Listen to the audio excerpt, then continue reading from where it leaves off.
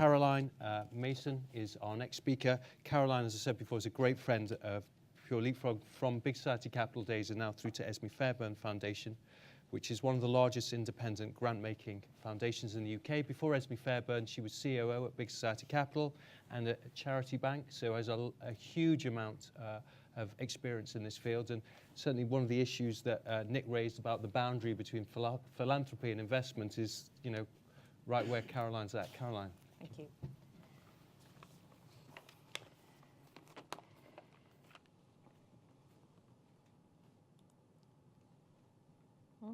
Sorry.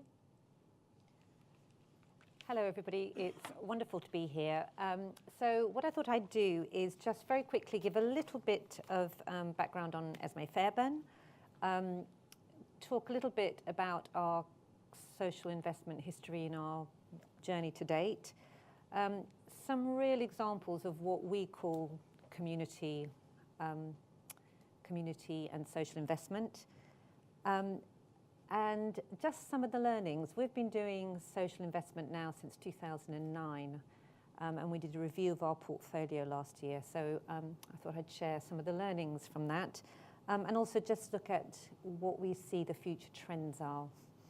So I'm not sure here if people know Esmée Fairbairn. We are one of the largest independent grant makers in the UK. We have an endowment of today, I think, about 890 million, but that changes. We give out about £35 million a year in grants across a whole range of sectors: the arts, the environment, social change, and children and young people. And also we're the largest funder of sustainable food, grant funder of sustainable food in the UK. We also have, as I said, this social investment fund. What I thought I'd start with is what we call our impact strategy. We look at this not just in isolation. We look at our values and what we think is impact across everything that we do. We look at it through our grant making. So we see grant making as sort of social equity, really, and risk capital. And we use it to back ingenuity, to back long-term change, and actually to challenge orthodoxies. So the way we see it is that, at the moment, is that the old constructs of the 20th century are kind of crumbling before our eyes. You're right, Rob. You know, these old models of energy or finance or tax, they're all kind of not really quite fit for purpose anymore. So as a foundation, we can take a very, very long-term view, and we're looking forward 10 to 15 years, and we can take the risk on finding alternatives. Through our finance fund, we see social investment as part of that, where we're investing in fundamentally different finance and business models for the future, and I'll give some examples of that. And on our endowment, we're working with our advisors and fund managers to influence practice in this area. We all know it's a very knotty subject.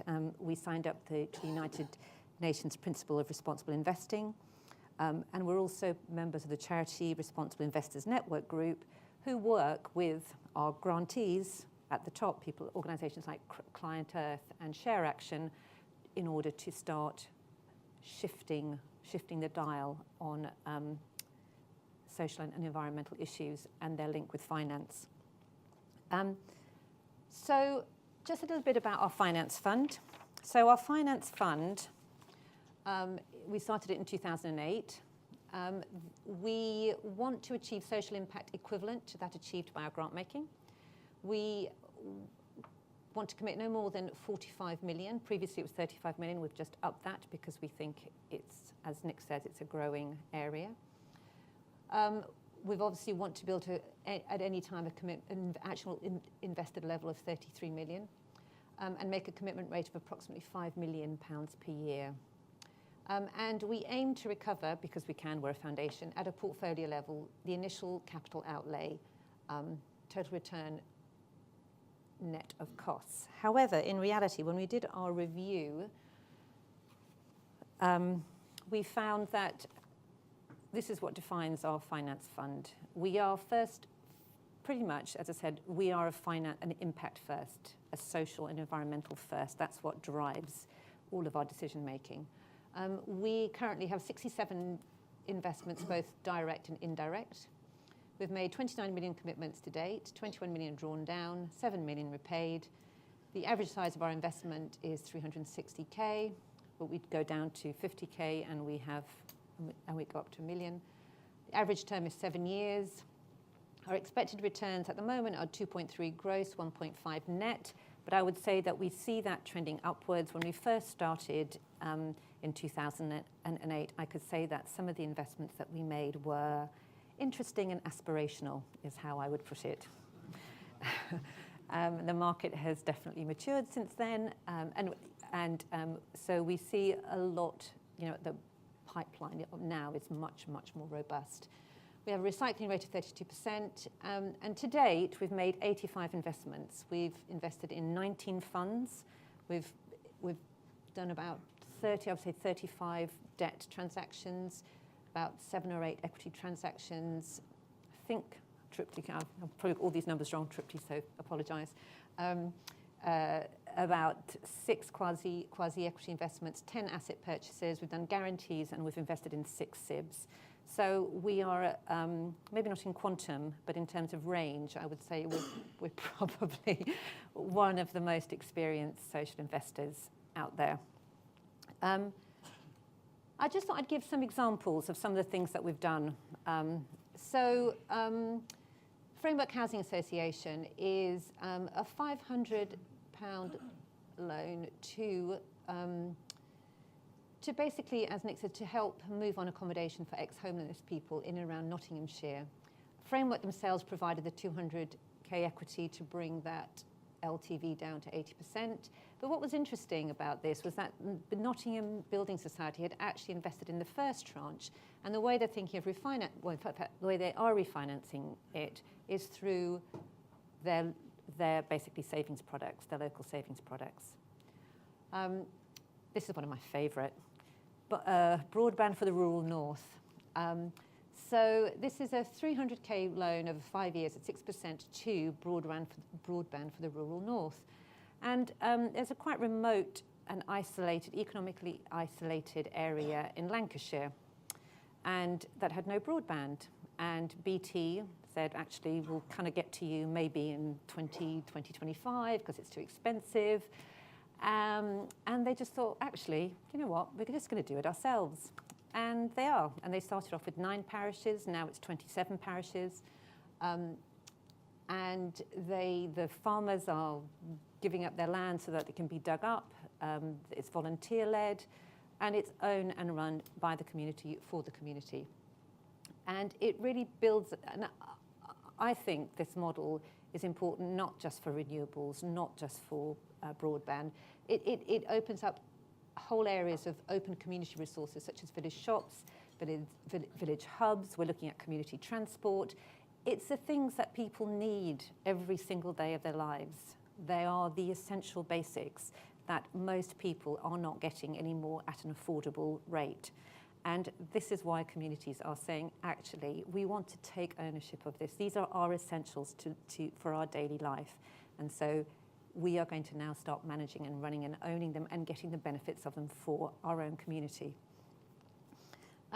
Just very quickly, another very good environmental thing that we do is our land purchase agreement. It's a ring-fenced allocation where we do short-term land purchases. Short-term is 2 years for us. When a piece of land comes, which is a very high conservation value, comes out onto the open market, we buy it, and then we lease it to conservation organisations and give them 2 years with which to raise the funds to buy it off us. We charge 2% interest plus recovery of legal costs. We've done this 10 times now, and we've never once had to sell the land on the open market. In terms of community renewables, we are a huge fan of community renewables. So we either do it directly through funds like FSE or Leapfrog. What we also do is we fund alternative platforms, fundraising platforms such as FX. We love it because we really are beginning to see that the distinction between social and environmental, sorry guys, it is kind of a bit of a Hobson's choice, is that right? It really, they are very, very interlinked. We've made a total of 18 investments with an average return of 3.3%. We think the market is now quite vibrant. And what we've done is we have, actually I've just got these figures from the wonderful Esmée from Co-ops UK, that in, which I can't find now, but in 2013, 7.9 million was raised from 17 community share issues. In 2014, it was 24.3 million raised from 27 community share issues. And so what we've done with Community UK is we grant fund a peer mentoring support group to help broaden out that learning to encourage other organisations to be able to do so. Just very quickly, our learning is that as a social investor, we keep mission on the table first. That is what drives us. We keep it simple. We embrace the risk of doing this. And by doing so, we keep our costs down. We don't spend ages and ages writing very, very complicated legal deals to try and mitigate the risk. We take it. We price for impact. So we think social impact has a value, and therefore we price for impact. And we try and look at what the investee is trying to do, and then we work backwards from that. If it doesn't work, we don't do it. We don't force the issue. And we stay connected. For the future, we see permeable boundaries. We see between state, social sector, and the private sector, and also between financing solutions. Social investment is not on its own. It can be combined with grant making to really catalyse excellent change. We've got a mixed funding ecology. Localism, devolution.